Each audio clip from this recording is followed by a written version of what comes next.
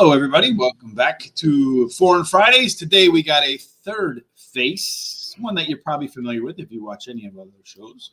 That is Swiss Army Sean. He's here with a special message today for some young kids up in Calgary that are about to kick off their horse racing careers. Sean, what do you got, my man? Yeah, a big supporter of ours, Race Sturgeon. They're going to do some races today, the Flying Cross Jockey Club. Roy just wants to thank everybody for the support. If anybody has any questions or anything, just check out Roy Sturgeon. He can ask any questions or anything. And they'll be live at 8:30 Eastern time tonight doing the races. It's really cool. They have. Are they streaming them? Yeah, they're planning on going live. So when you say going live, you mean streaming. And where are they going to stream them at? Where can folks watch if they want to watch the young bucks get after it? Flying Cross Jockey Club. Just search that or reach out to me and I'll give you the link, or Roy Sturgeon. So, yeah, you can reach out to Sean on our Instagram, Twitter, Facebook at Horse Race Today, the number 2 day. And if folks want to help out, Sean, there's a way for them to make donations too, right? Yes, and Roy said just have people reach out to him for that. So, again, either Roy Sturgeon or reach out to me and I will hook you guys up. And just want to say good luck to the kids and have fun. Sean, we'll hook you up, baby. Dr. Feelgood over there, but for horse racing. Yeah, I'm definitely on the wrong show, though, here. So we're going to do Foreign Fridays today. We're at Chester, and Wikipedia says it's the oldest racetrack in the world, at least oldest operational racetrack in the world, dating back to like 1539, like when Terry was born. Well, the first race was actually run there in 1512. Oh. And then in 1533, they had a football match there of some sort, and it was such a bloody mess that they banned football and declared the area to be just for horse racing. So yeah, it's a very different track. It's a tight turn. They say that the jockeys that come over to ride at the Breeders' Cup or whatever, if they're successful at Chester, they can be successful here because of our tight turns. And Chester is it's also one of the smallest tracks. It's just over a mile track. So. Yeah, I'll pull up the map in just a moment when we get to that. But Tom wants to put Sean on the spot here. There's a 2-year-old race where I think, I don't know if there's like 12 horses in the field. I don't remember the exact number. 10 or 12. Yeah. And 9 of the 12 have absolutely no experience. They're 2 years old. So, Sean, put on your handicapping hat. You know, you can randomly pick 3 numbers between 1 and 12 and probably do as well as any of the handicaps. Yeah, I was going to say, I handicap races and other people just throw out numbers and they win. So we'll just go 3, 4, 5. Just tell me what we got here. You got 3, 4, 5. All right, Sean's going 3, 4. I think you're going off by 1. If you had started with the 4, you might have picked one that finished in the money there. Oh, there you go. Yeah, but you never know. They all have. You never know with these first-time starters. That's what our friend Jared, when they're all these first-time starters, he just picks the 4 longest shots, and I can't tell you how many times one of them comes in to win. It's an amazing thing. All right, Sean, thank you for stopping by to let us know about the young bucks up there in Calgary riding. Good luck, young men and women. Make sure you show big because you're going to be on YouTube. You'll be live streaming. Yeah, I wish I was racing horses live on YouTube. The horses are happy you're not. Yeah. All right. Have a great day, Sean. We'll see you on Tuesday. Tuesday, yep. Enjoy your holiday weekend. You too. Adios. Bye. All right, Thomas, just you and me, kid. Now we're off to do the Chester, as we mentioned. So you had talked a little bit about the quirkiness of the track, right? Yeah, it's a very. There you go. I don't. It looks like what does that look like? It kind of looks like an over the river and through the woods track. I mean, I don't know. Yeah, I don't know how that's shaped. It is very unique. I'm going to say it's shaped like almost like an eyeball. That's the way I'd see it. Yeah, I don't really know what you would call this shape. And they start. Which way do they run? By the way, it is a very different track. Do they run this way or this? Or they run both ways? I guess they run counterclockwise. Okay. Primary, yeah. So yes, because just like over here. So a 5 furlong race would go this way. Yeah. Really? Yeah. Wow, that's interesting. It's almost a turn the whole way around the track. Yeah, you got to go around that little turn there, and some of them do, obviously 2 laps and whatever. So then 1 mile starts here, and then goes That's 1 mile. 1 mile, 5 furlongs. I see. Okay, yeah, 1 mile starts here. Your 1 mile race is in a different place. I see, right here. They don't really have a 1 mile race. I mean, they run. What is our longest race? I think our longest race is a 1 mile and 2, which will start at the top of the stretch. So it'll start over here. Yeah. And then they'll come around more than once. And they'll come around more than once, yeah. That'd be fun to watch. All right, well, the first one is race number 2. It's 6 furlongs. And that one looks like, to me, it's going to start right about here. Yep. And they're going to go all the way around this odd-shaped course, and then they're going to come back here. And it looks like it says it's flat throughout, so there's not a lot of undulations in this one? No, this is pretty much a flat track. It's on land that originally was underwater in the Roman times, and it dates a few years. And then they, obviously they drained it and used it for other things, and then it became a race course, and today that's what it is. All right. Well, in this race, as I look at the pace set up in here, we have 9 horses, and the footing is supposed to be good, so that's a positive. One good thing, right? Yep. Stalls are going to be on the inside, so what does that mean? Generally, at this track, the inside stalls have the advantage. And so you want to be on the inside. So that is the preference, yes. All right.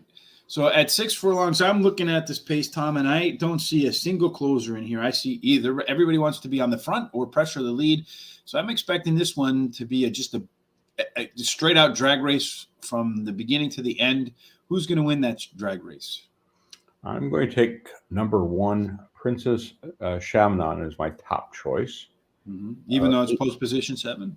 Yeah, I don't like the post position, but the horse. Reason I like the horse is it has 8 starts and 2 wins and a second. The 2 wins were at the novice and maiden levels, and then they got really aggressive with her and put her in listed and group races, and won all-weather race too. Ironically, in the all-weather race, the horse that ran last is a Group 3 winner on the turf after the fact. So this Class 4 level seems to be where they should have had, they should have gradually brought her up rather than being so aggressive with her, because those other races were just awful. So she is really dropping pretty significantly. Mm-hmm. She did win those races and ran the 2 races she did win. She did a nice job. So, she should be right up there. I don't see why she wouldn't be, and frankly, I like the odds. 9-1, that'll work. Yeah, I took 8. Eskin Rose is my next choice. It's 2 starts and a win. Last out, she led in the race. She was ridden hard and lost at the end. Finished 3rd. To me, that looks like maybe he needed a race. It's won at first asking, but the description of the horse was interesting. In the paddock, it was sweating and broken out, but it still won. So that's you don't see that often. She'll be up to the front, and with a draw too, I think that'll help. Mm-hmm. Number 6, Russell's in the bushes actually. Jesse Jackson said you got to stay out the bushes. 12 starts, 1 win, and 5 seconds. Last race it was at Chester in a Class 3 level, and pretty much beaten by 12.5 lengths at 40-1. Well, this is a Class 3 race, or that was Class 3. This is a Class 4. The comments were race in the rear. And it was basically an awful race, and also one of those may needed a start, because does have the only win this horse has is at a Class 3 level, but it has placed in maiden, novices, Class 6, Class 4s. So, let's face it, 5 seconds, and not going to win, but you got to throw it in here. So I'll toss the last, and I think it's going to make a placing. I'm going to start with your second pick, Eskin Road. Did lose to the 4-horse Original Trail last time out, but spent a little bit of time in the barn since then. I think, as you mentioned, Tom, it did have the lead late. A little bit of rest. Yeah, that was its second career start, so I believe that you'll see the horse rebound in career start number 3. and they'll reverse roles this time around. Eskin Rose will win. Original Trail will finish second as he tries to close in on the 8 horse. And then I'm going to go with number 2 is my third choice. Silken Petals at 18-1. Thomas. And this is one of those horses that I think will sit right off. What'll be a pretty good, I think it could be a pretty brisk pace. And then have a little bit of kick at the end to find its way home. And then my 4th and final pick is your first pick, Princess Shabnam. I like that horse as well. And I was focusing on horses that had a pretty good run on turf, because a lot of these horses did run on all weather and on turf, some of which had mixed results on turf, but decent runs on all weather. So I focused on those horses that had a little bit of history of succeeding on the turf course. Race number 2, which we're going to get to right now, is this one is the Proud to Support Chester Racecourse Handicap. This one is going to be 1 mile, 5.5 furlongs. So what are they going to run around the track 3 times, Tom? Looks like they're going to start here. Track, so they go round once. So but around and around. So 1 mile, 5 furlongs looks like it's about right here, right? I don't have the visual up. Oh, I don't have. Okay, that explains it. So right around here. It's 1 Yeah, mile, 5 furlongs. That's where they're going to start. Yeah, and then so at the very top, they come around. So it's just going to be like an endless circle. By the time they're done, they're going to be like those fraternity kids that chug a beer and spin around a bat. Yeah, well, as I said, and for you and the people out there, watch these races, because it is quite interesting tactically of what you have to do. And in the last meet that they had here is their major meet of the year. That was beginning of May, and Ryan Moore won 7 races out of whatever he ran in. And it also may explain why Ryan Moore comes to this country and does fairly well. Being able to ride this track is a challenge for any jockey. Yeah, I would imagine. I can't imagine if you haven't ridden at it there before. So just kind of squaring up on the pace in this one, it looks a little bit more even to me. I have 3 horses that want to get to the lead, approximately 5 that want to be in that second pack behind, like patiently stalking, and 1 closer. And I wanted to put the closer in my picks, but I just couldn't fit him in because it just didn't look like he fits. So how do you think this one's going to play out? I went with number 3, Wise Eagle, is my top choice. Wise choice. 22 starts, 8 wins in 4 seconds. He ran 5th in his last race, and he showed very little in a lot of his races in the last 3. And so I always put that why play? Well, he won an all-weather at Newcastle in March in a Class 4 handicap. He's also a good jumper, and actually probably a little better jumper than he is a flat racer. But because of the record, he's got 3 starts on the flats, on the jumps, 1 win in 2 seconds. He's been over the national fences, which are the tall ones, and then he has also run over the hurdles.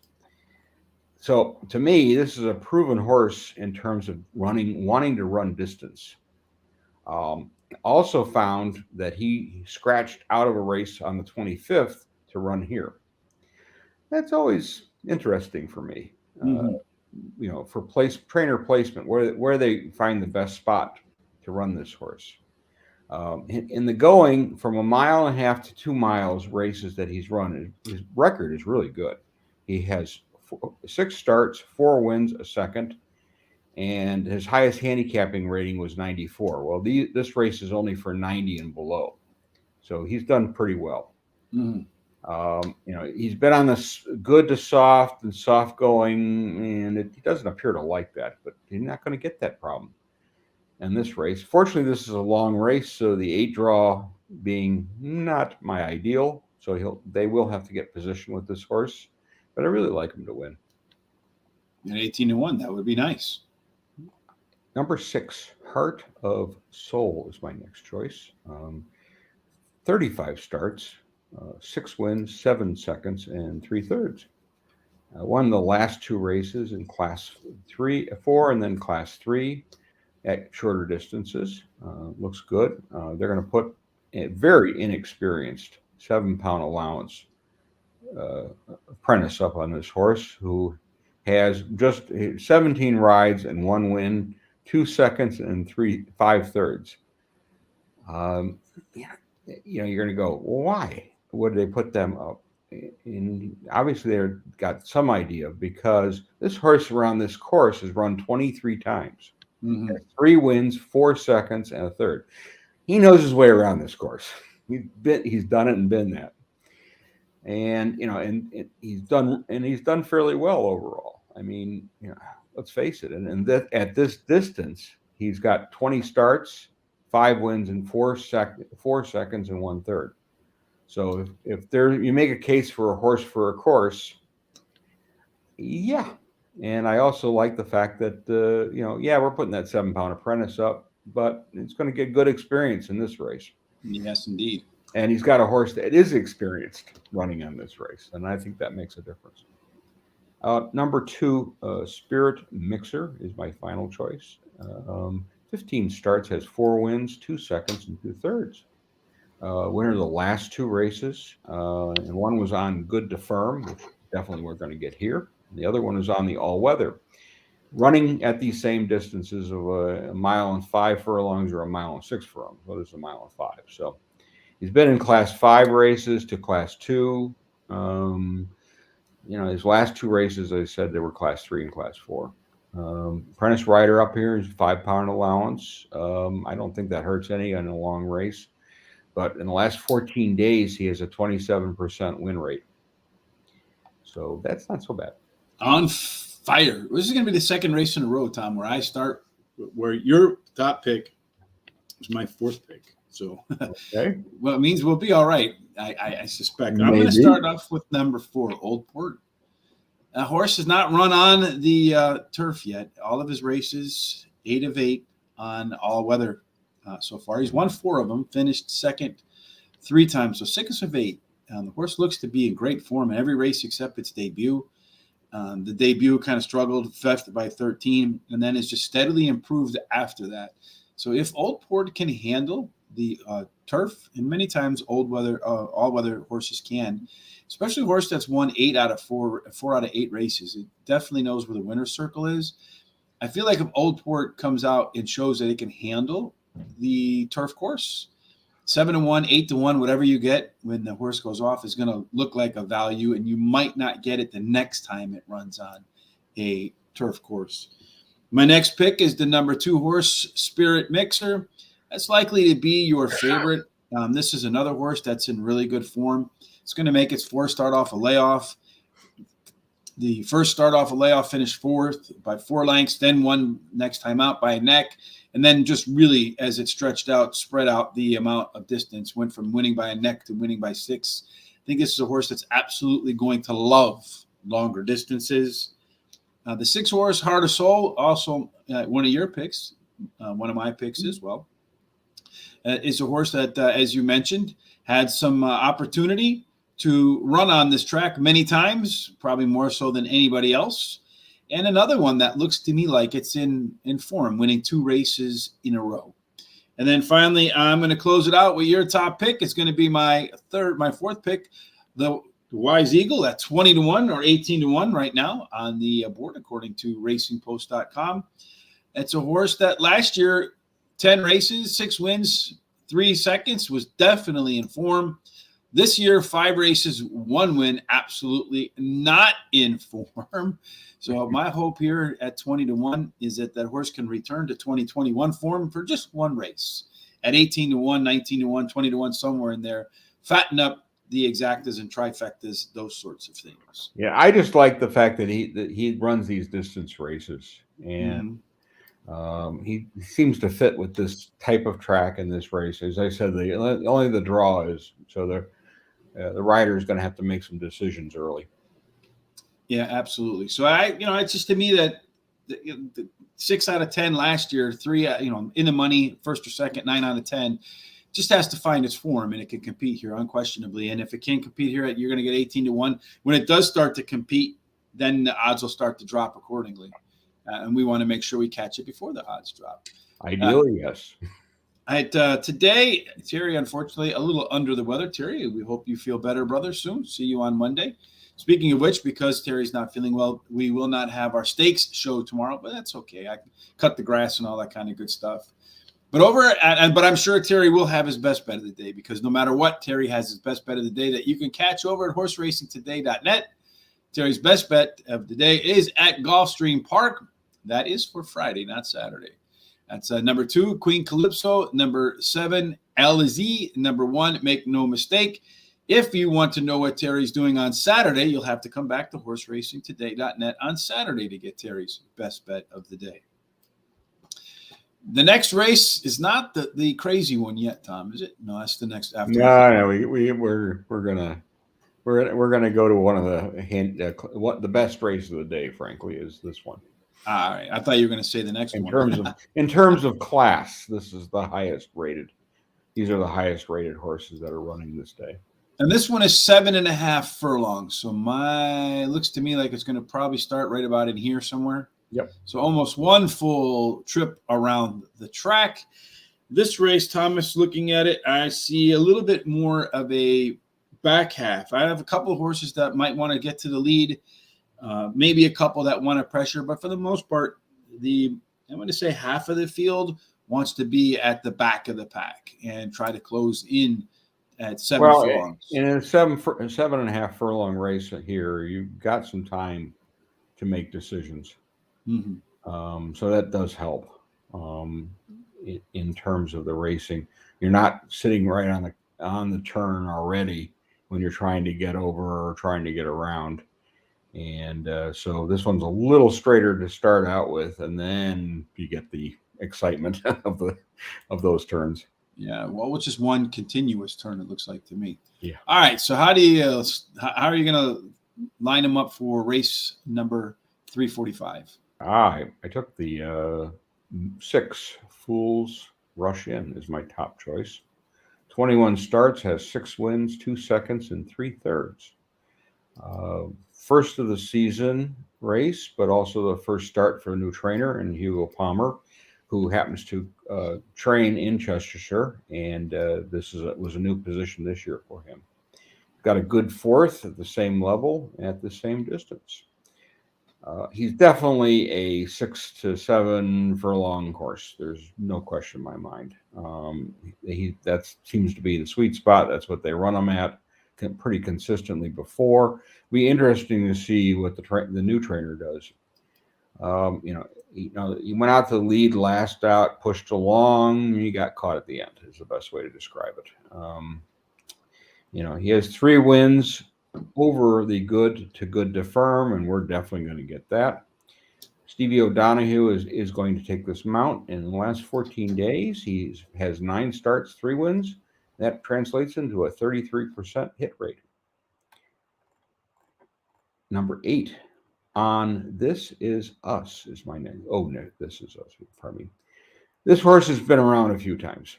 86 starts, 16 wins, 12 seconds, and 12/3.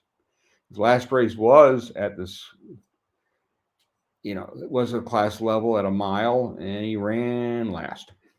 Well, okay, but that's a mile. The races before, the best of the year has been, he's running 3rd by a length. He's chased leaders, and so why pick? Second, his last race was a faster. The second to last race was a very fast race, and they were 0.5 off the standard of the race. So that's quick.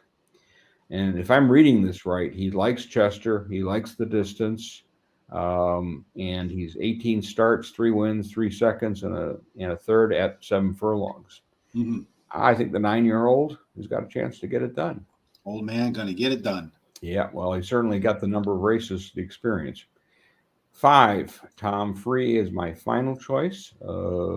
26 starts, has 7 wins, 5 seconds, and 1/3. He ran second in race in May, and then he ran, 8th and 7th, and one of those races was at Chester.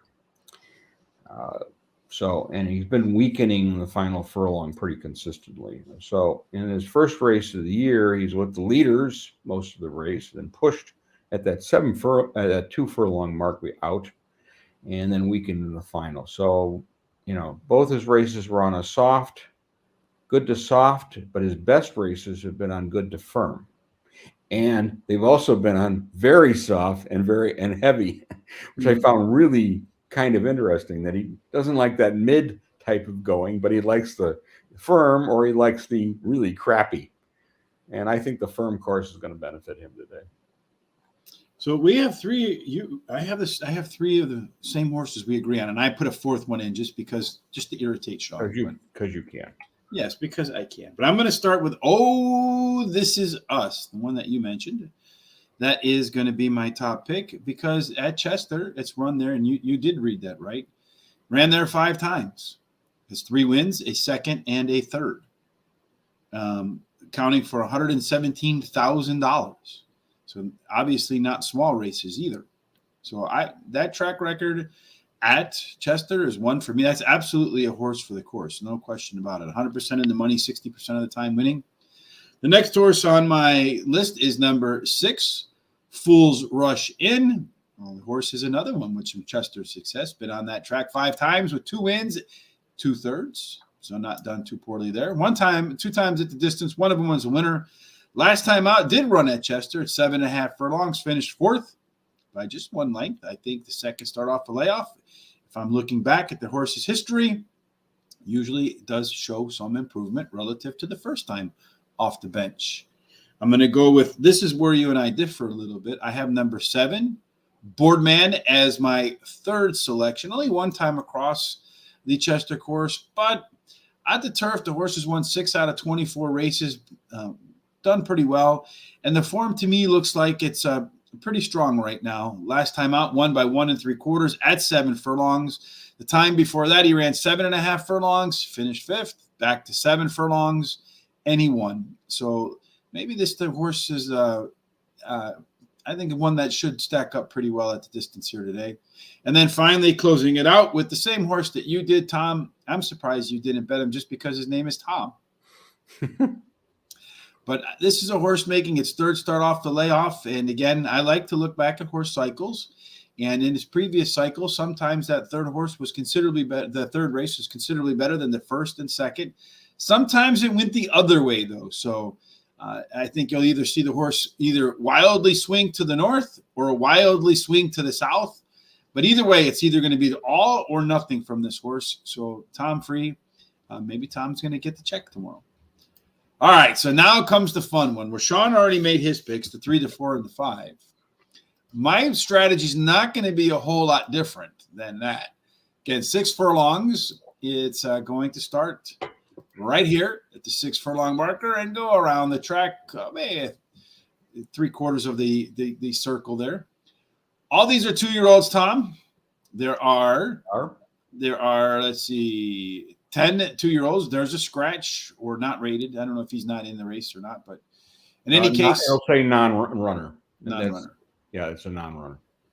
So we got 10 horses in this field, Thomas. As I mentioned, I think only 3 of them have any experience whatsoever at all. 7 horses, absolutely no information available on any of those horses whatsoever. So I'm curious. What are you going to pick, and what's your argument for making those picks? My top choice is one that has run at Chester, and that's number 6, Self Praise. It has 2 starts and a second. His last race at Chester, he ducked right at the start. He's pushed about halfway around. He was second in the final furlong and just really couldn't get to the leader. Mm-hmm. I think it'll be tough here. The Dam's other foal, one is a 2-year-old too. So there's something to be said for that.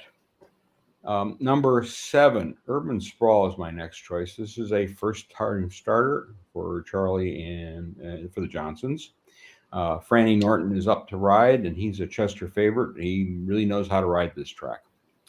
The dam of this is a Group 1 winner in Argentina. She's produced 1 other foal, and that foal has won 3 times. The sire was very, very good at 6 and 7 furlongs, but he only won a Group 2 at best. So it'll be interesting to see how this is handled. And so part of me is going with the trainers and their record, but also the fact they picked Franny Norton to ride this horse. So I think they wouldn't be dropping it in here if it didn't have a chance. Mm-hmm. Number 9, Revisit, is my final selection. This is also first-time starter for Richard Hansen. I'm sorry. The sire was a top-class sprinter. His dam was French Oaks winner, and he's rated to a champion sprinter by the name of Kodiak. The best horse that this sire has produced so far is a champion miler by the name of Kingman, and he was really good. He's also sired some nice winners too. Mm-hmm. The dam, but this is where it gets a little trickier because the dam is not much. That's why I found this really interesting. And the 2 folds did not win. So why take it? Well, again, Richard, he's going to place this horse in an interesting spot. He's going to find out what he has tomorrow. And that's why I put him in there, because I thought, why not? Why not? Indeed. Well, I thought when I looked at this, what the hell? Not why not? And so I was thinking about it, and I was going through it, and I'm like, you know what? I'm just going to take the Terry route is all I'm going to do. I'm going to make it simple. I'm going to go by the KISS principle. Keep it simple, stupid. And that's what I'm going to do. I'm going to take the 6 horse because the 2 times out, it's been well bet. Obviously, the folks on the ground think highly of the horse. As you mentioned, did get a trip across Chester. Did have a kind of awkward run last time around, so straighten that out a little bit today. So I'm going to do a little bit of an exacta. I'm going to go all 6 all, and I'm going to hope that another one of those 300-to-1 horses hits on top of the 6, and we collect a nice exacta. So that's my logic. Honestly, if I were tomorrow as a bettor, I would absolutely skip this race because of what it is. But if I were to bet it, that's what I would do. I would go all 6 all. And that's my thinking on a bunch of 2-year-olds that have never run before. Try to get the best odds you can and hope for the best. Well, I don't think we'll see any of these 2-year-olds at Royal Ascot. But then you never know. Well, hopefully we can get 300-to-1 on one. Yeah, that would be very nice. And then it wins. And then the 6 finishes second, because then I'll look like a genius. What will end up happening is it'll go long shot. Like the longest shot on the board is going to win. And now I'm going to speak this into the universe. So you might want to bet this. But because every time I say something like this, like to counter myself, it happens, which is the weirdest thing. But anyway, so the longest shot's going to come in. The 6 horse is going to look like he's going to get it. And then right at the wire, his head's going to come back and another horse's head's going to go forward and I'm going to lose it. All right. So we're going to close out the Chester card with race 455, 1 mile, 2.5 furlongs. Let's pull that up on here, Tom. 1 mile and then 4.5 furlongs. So right here, 66, they're going to go around and around and around, come back to here. This one is a field of 7 horses, so not that deep. And again, as I look at this race, Tom, I see 2 true front runners, 3 or 4 that like the pressure, and 1 that makes the pressure and close. So this could be another one where a lot of the horses are forwardly placed, and maybe the tempo could be a little on the quick side. But I think they'll also settle. Maybe a little quick out of the gate to get position, and then they'll settle in, and then we'll see what will happen. So what do you think is going to happen? Well, I like number 2, Rudy Mental, my top choice. 5 starts, has 1 win, 1 second, 1 third. Raced in a second in a Class 4 last time out, off the layoff, and then off his layoff he won. Let me try that again. And then it was that red car, and then I ran third at Doncaster. And he moves from the mile to a little longer today, and roughly a mile 16th, mile and 8, somewhere in there. Before his 2 starts, which were actually pretty good starts, he's had a change of trainer, and prior to that, he was gelded and had wind surgery. He's trained locally, and I think the extra round won't hurt him any. Yes, and being gelded, he's going to run angry. I would think so. Mm-hmm. But he's had 2 starts, and really those 2 starts have been pretty good. So, Mm-hmm. The number 4 Sharp Combo is my next choice.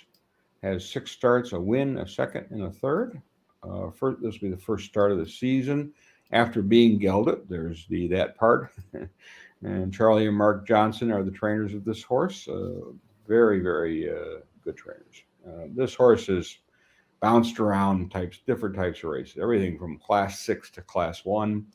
That Class 1 race was won by a stakes winner by the name of Point Longsdale. So, yeah, he didn't belong in that race based on his past performances.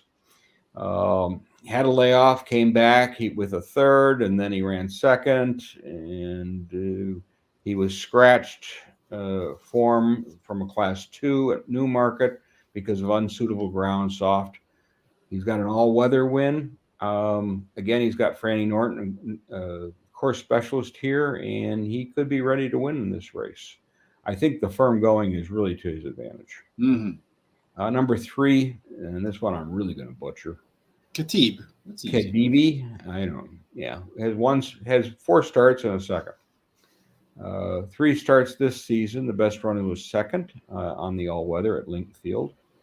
He's been running at distances of a mile or more, but the common theme seems to be that, I don't know.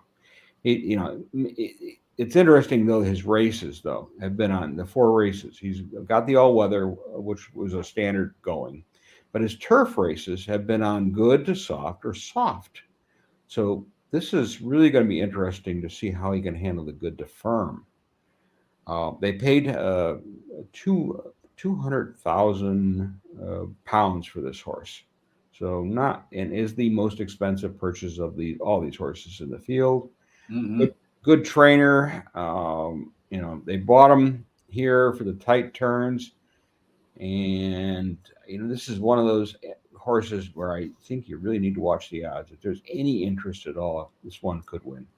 Yeah, I was looking at this one as a possibility too, but I saw 0 for 3 on the turf. So it had not, and none of them. We got a few of them that have not won in this race. Yeah, that's for sure. But I mean, when I look at the turf races, though, none of them were close. If it would have been maybe 5th by 3 lengths or something like that, or in the margin of error, if you will. But for me, that kind of scared me off. I went with number 2, Rudimental, same as you, as my top choice. A horse making a third start off a layoff. I really think the winner is going to come down to the 1 or the 2. To me, those are the 2 horses. The 1 horse is coming off a little bit of a layoff, Broad Spear, so I put it second. Seems to run better off breaks, but it has a second. Split those 2 seconds by a 7th by 9 3/4 lengths. So I don't want that one. I want the 2 seconds in there for the effort from Broad Spear. I'm going to go with number 6, Killian, as my third choice. This one, you mentioned a few horses that are gelded.